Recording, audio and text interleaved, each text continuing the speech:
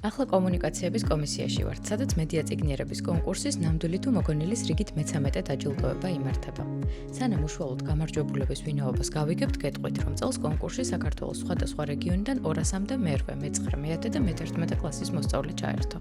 მონაწილეებს დავალებაზე მუშაობისას უნდა ამოეცნოთ ონლაინ მედიაში გავრცელებული ყალბი ინფორმაცია, გადაემოწმებინათ წყაროები, დაედგინათ რეალური ფაქტები და ეს ყველაფერი კრეატიული ფორმით წარმოედგინათ.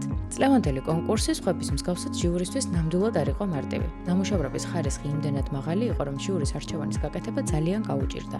თუმცა ხანგრძლივი მსჯელობის შემდეგ გადაწყვეტილება მიღებულია და ჟიურიც მზადაა დაასახელოს გამარჯვებულები. პირველი ადგილი ოზურგეთის ნოდარ დუმბაძის სახელობის მეორე საჯარო სკოლის მე-9 კლასის მოსწავლემ იოსებ გუთადელაძემ დაიკავა.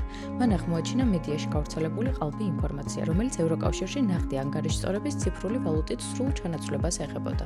მეორე ადგილზე თბილისის 179 საჯარო სკოლის მე-11 კლასის მოსწავლე ბარბარე გორგოძე გავიდა, რომელმაც სოციალურ ქსელში გავრცელებული ყალბი ინფორმაცია თევზჭერის ლიცენზიების უცხოურ კომპანიაზე მიყიდვის შესახებ დეტალურად გაანალიზა და მისი სიყალბეც დაადგინა.